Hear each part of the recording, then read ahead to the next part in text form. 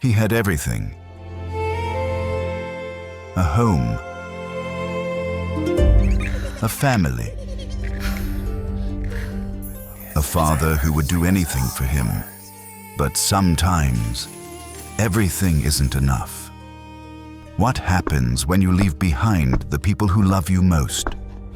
What happens when the life you chased becomes a nightmare you can't escape? And what happens when you finally find the courage to turn around, but you're not sure anyone will be waiting? This is a story about mistakes, about consequences, about hitting the very bottom.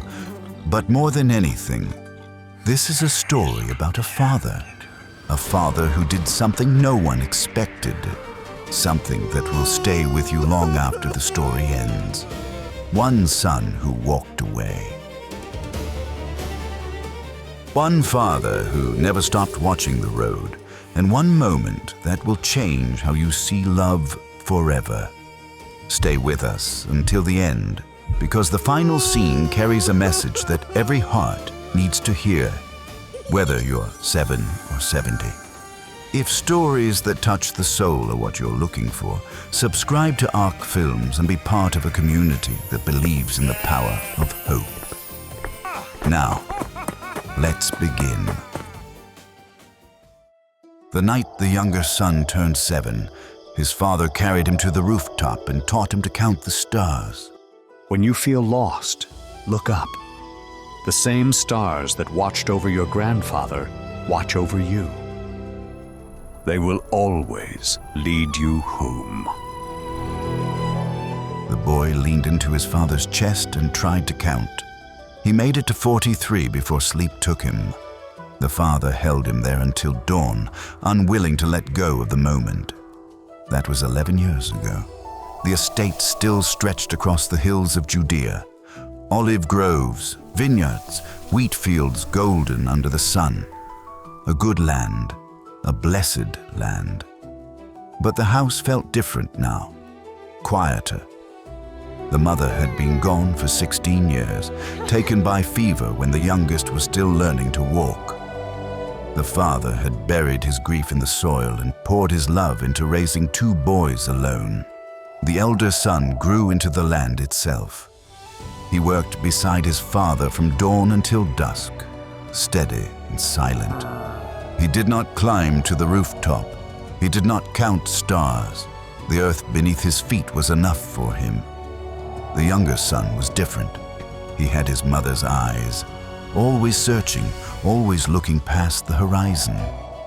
While his brother worked the fields, he wandered to the hill where the road began. He watched merchants pass with stories of distant cities. He stayed on the rooftop long after his father had gone to bed. The father noticed. He always noticed. One evening, he found his younger son staring at the western sky, where the sun bled into colors he could not name. Still counting stars? Counting places I've never seen. The father's heart tightened. He recognized that restlessness. He had seen it in the boy's mother, too, before she learned to call this place home. He placed a hand on his son's shoulder. It would not be enough to make him stay. An unthinkable request came 3 days later. The father sat in the courtyard, mending a fishing net the way he had done 1,000 times before. The morning was quiet, ordinary. The elder son worked in the distant fields. Birds sang from the olive trees. The younger son's shadow fell across the stones. Father, I need to speak with you. The father looked up and smiled, but something in his son's voice made the smile fade. I want my share of the inheritance. Now!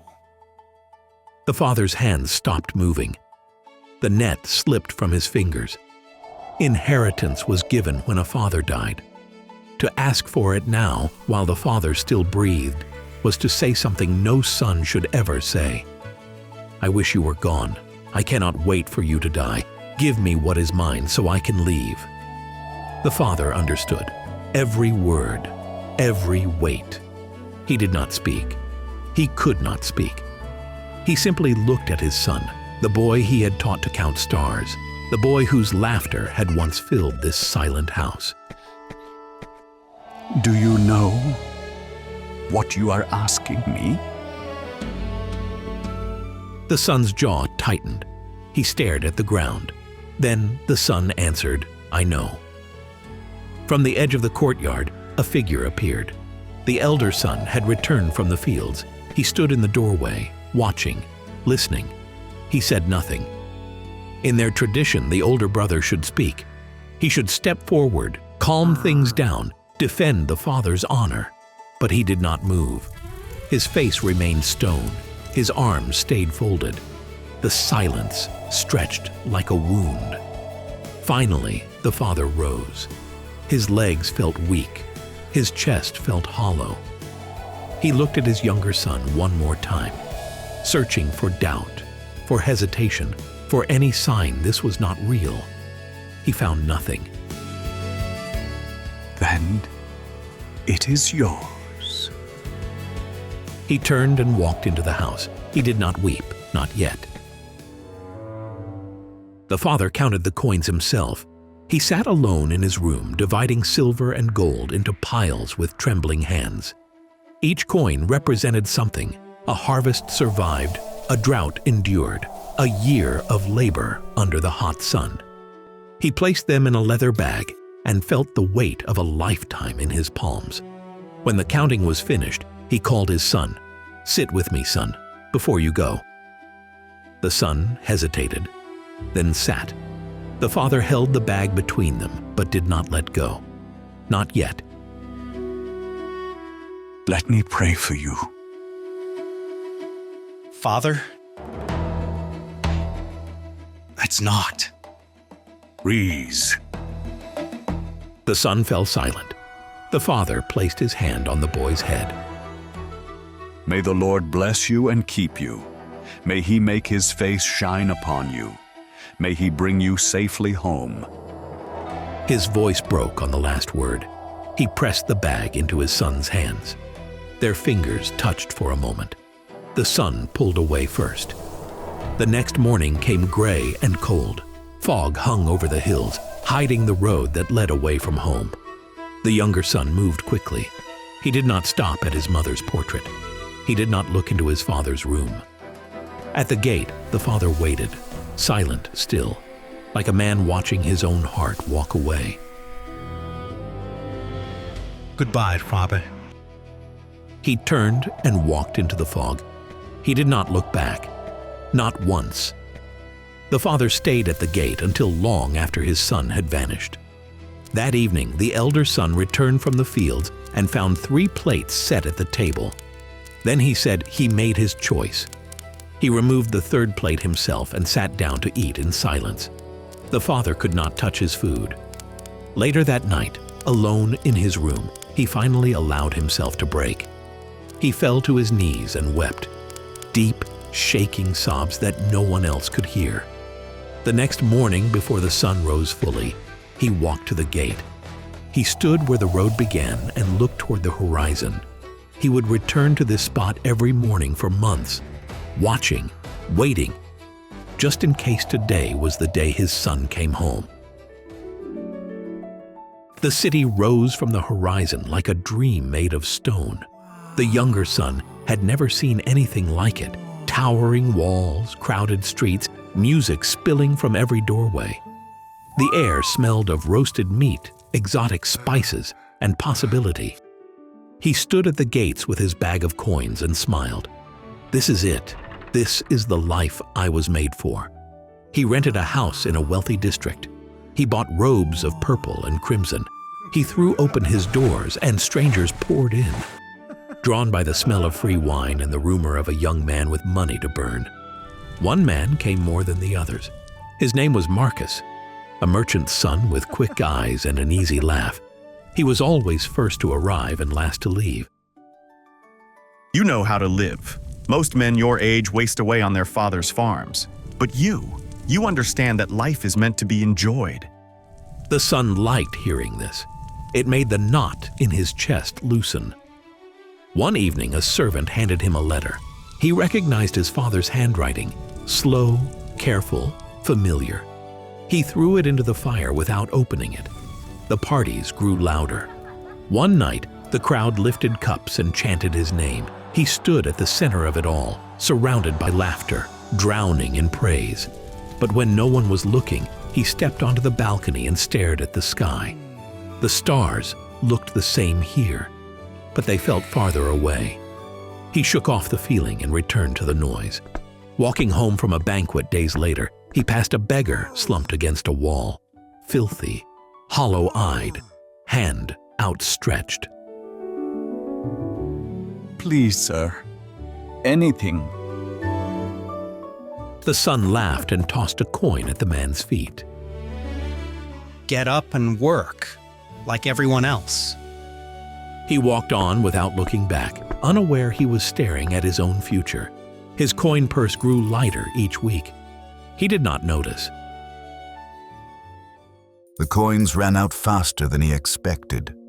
One morning he reached into his bag and found only a handful of silver. He stared at it, confused. There had been so much. Where had it all gone? He sold his furniture first, then the fine robes. Each sale bought a few more days, a few more nights of pretending nothing had changed. But everything had changed. The guests stopped coming. The music faded. The people who had chanted his name now passed him on the street without a glance. Then the famine struck. It swept through the land without warning. Crops withering, wells drying up, bread becoming more precious than gold. The city that had glittered with abundance turned desperate overnight. The younger son searched for Marcus. He found him outside a tavern, wearing new rings, laughing with men the son had never seen. Marcus, I need help. Just enough to get through the week. You know I'm good for it. Marcus turned. His eyes moved slowly over the son's worn clothes, hollow cheeks, desperate face. I'm sorry. Do I know you? The son's stomach dropped. It's me. I gave you everything when you needed it. You said you'd never forget.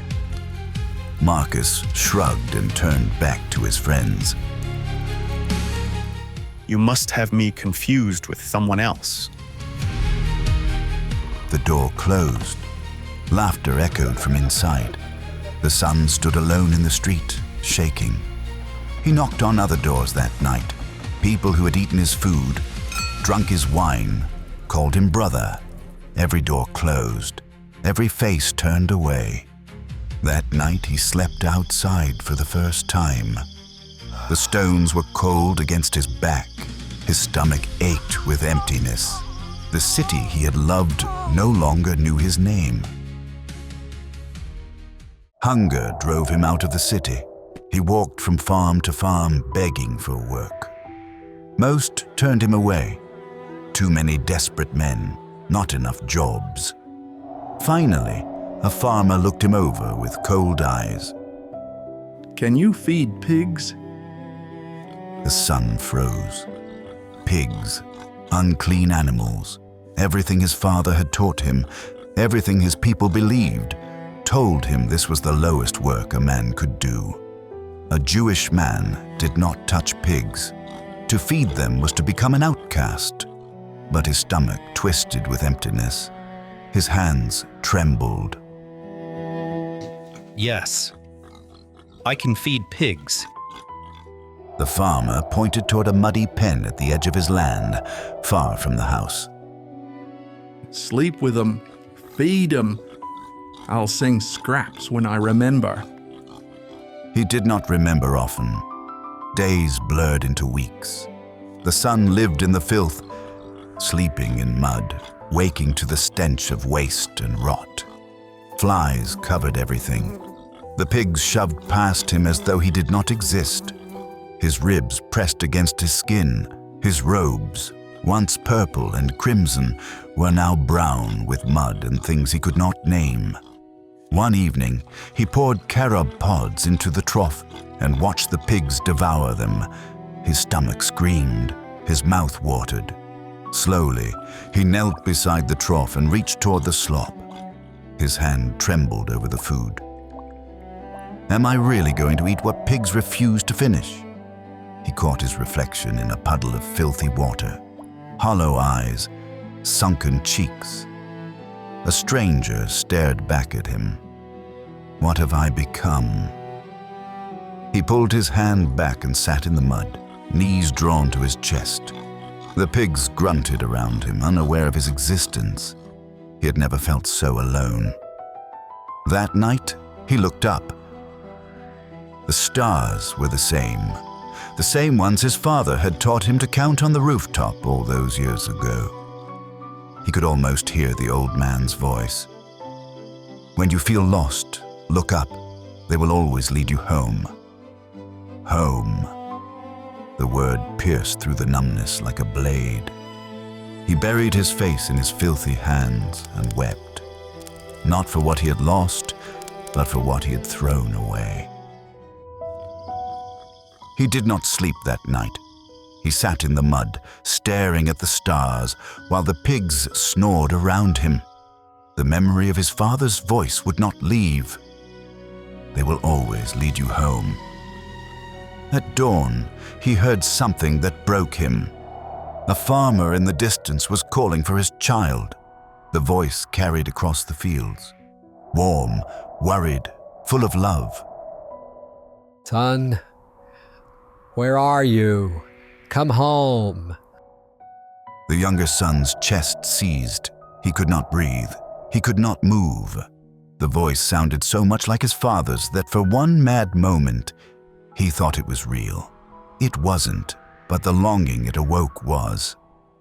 How many of my father's servants have food to spare, and here I am, starving to death.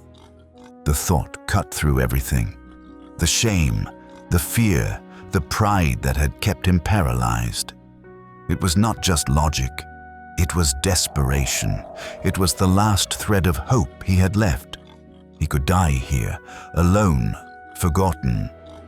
The farmer might find his body in a week. He would be buried in an unmarked grave, and no one would mourn him, or he could go home, not as a son. He had thrown that away, but maybe his father would let him work. Sleep with the servants, earn his bread like any hired hand. It was more than he deserved. He rose slowly, his legs shook. His body was weak. But something else had awakened, faint, fragile, flickering. Hope. I will go to my father. He looked toward the east, toward home, and took his first step. Then another. He did not look back at the pigs. The journey took many days. He walked without sandals. They had worn through long ago. Sharp stones cut his feet. The sun burned his cracked skin. He begged for scraps at farmhouses along the way. Some gave. Most did not. That evening, he rested beside a well. An old woman sat nearby, clutching an empty bowl. Her hands shook. Her eyes were hollow with hunger. He reached into his bag and found his last piece of bread. Stale, hard, barely enough for one. He thought of the beggar he had mocked in the city, the coin thrown at his feet, the laughter. He broke the bread in two and placed half in the woman's hands. Bless you, son. May God bring you safely home. He could not speak. He only nodded. On the final morning, he climbed a familiar hill and saw it. The estate, the olive groves, the house where he had counted stars on the rooftop. His legs trembled, his heart pounded. What if he refuses to see me? He almost turned back, but the old woman's blessing echoed in his mind. He forced his feet forward, down the hill, toward the gate. He did not know that his father had already seen him. Every morning for months, the father had walked to the gate. Rain or shine, hot or cold. Before the sun rose fully, he stood where the road began, eyes fixed on the horizon. The elder son refused to speak of it. But every day, without fail, the old man returned to his post. This morning was no different. He stood with one hand on the wooden gate, the other shielding his eyes from the early light. His lips moved in the same prayer he had whispered every day since his son left. Bring him home. Please, bring him home. And then he saw him. A figure in the distance, limping, ragged, so thin it looked like a ghost. The father's breath stopped. His hand gripped the gate until his knuckles turned white. He squinted against the light, afraid to believe, afraid to hope.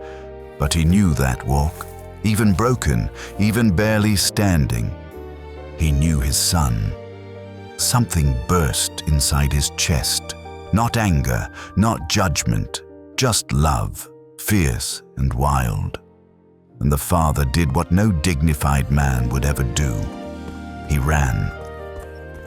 An old man sprinting down the road like a child, arms open wide, tears already streaming down his face. Servants stopped and stared. This was not how elders behaved, but love has never cared for dignity. The son looked up and saw him coming. He froze.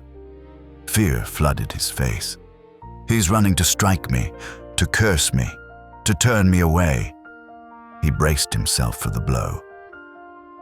It never came. The father reached him and threw his arms around his filthy, pig-smelling son. He pulled him so close he could feel the bones beneath the skin. He buried his face in his son's neck and wept. The way he had wept alone in his room all those months ago, but louder now, without shame. The son stood rigid, unable to move. Then his legs buckled. He collapsed into his father's arms, trembling. Father, I have sinned against heaven and against you. I am no longer worthy to be called your... Bring the best robe, quickly! The son blinked. The father turned to the servants who had followed him down the road, his voice ringing with joy. Put a ring on his finger, sandals on his feet. Kill the fattened calf! We will have a feast! We will celebrate! The son tried to speak again, but no words came. The speech he had rehearsed for days dissolved like mist. The father took his son's face in both hands. My son was dead and is alive again. He was lost and now is found. The sun broke. The walls crumbled, and for the first time since he had left home, he wept in his father's arms. Not from shame, not from fear, but from the unbearable weight of being loved when he deserved nothing. The servants brought basins of warm water. They knelt before the son and washed his feet, cracked, bleeding, caked with the dust of 100 miles. They washed his hands, his arms, his face. The filth of the pig pen swirled away, brown and muddy, carrying with it the shame of everything he had done. He sat motionless, letting them work. Tears slid down his clean cheeks. When they finished, his father took his hand and led him inside, past the courtyard, down the familiar hallway, to a door he had not seen in what felt like a lifetime. His old room. Everything was exactly as he had left it. His childhood blanket folded on the bed. A wooden toy his father had carved for him. The small stone from the field he used to carry in his pocket. You kept it. All of it. I never stopped believing you would come home. The son covered his face and wept. That evening, the courtyard overflowed with music and laughter. Torches flickered against the night sky. Neighbors gathered, servants danced, the smell of roasted meat filled the air. But the son did not sit idle. He moved among the guests, filling cups, serving bread, the way a servant would, the way he had planned to ask his father to let him live. An old servant stopped him, confused. Young master, you don't have to do this.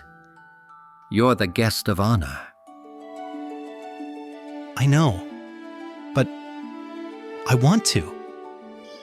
Later that night, alone on the rooftop, he looked up at the stars, the same sky, but he was not the same. He folded his hands and bowed his head. For the first time since he had left, he prayed. The elder son heard the music from the fields. He had worked since dawn, as he did every day. Now, walking home as the sun set, he heard singing, laughter, celebration. He grabbed a passing servant. What is this? Your brother has come home. Your father has killed a fattened calf for him. The elder son's face hardened. He walked to the edge of the courtyard and stopped. Through the doorway, he saw the torches, the dancing, his brother wearing the finest robe in the house. He could not make himself enter. The father came outside and found him standing in the darkness. Come inside. Join us. Years of buried pain erupted. I have slaved for you my entire life, and you never gave me even a goat to celebrate with my friends. But this son of yours, who wasted everything, he comes back, and you slaughter the fattened calf for him? This son of yours, not my brother. The words revealed everything. The father stepped closer. His voice was gentle, patient. My son, you are always with me. Everything I have is yours. He gestured toward the glowing courtyard. But we had to celebrate. We had to rejoice. Because your brother was dead and is alive again. He was lost and is found. The elder son said nothing. The music played on. The door remained open.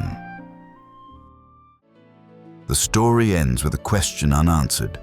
Did the elder son go inside? Did he join the celebration? Did he embrace his brother? We are not told, perhaps because the answer depends on us. This parable was never about two lost sons. It was about a waiting father, a father who counted coins with trembling hands and gave them anyway. A father who stood at the gate every morning, scanning the horizon, hoping today would be the day. A father who ran, dignity forgotten, the moment he saw his child coming home. This is the heart of God, not a judge waiting to condemn, not a king demanding payment, but a father, arms open, eyes searching, ready to run. Maybe you have been the youngest son. You left. You chased something that promised freedom and delivered emptiness. You wonder if it's too late to turn around. It is not too late. Maybe you have been the elder son. You stayed, you obeyed, but somewhere along the way, your heart grew cold. You served out of duty, not love. The father came outside for him too. Whoever you are, wherever you have been, the door is still open, the stars still shine, and the Father is still watching. You don't have to be clean first. You only have to turn around. When you do, He will run to meet you. Come home. If this story touched your heart, please like, share, and subscribe to ARC Films. It means the world to us and helps us bring more stories like this to life.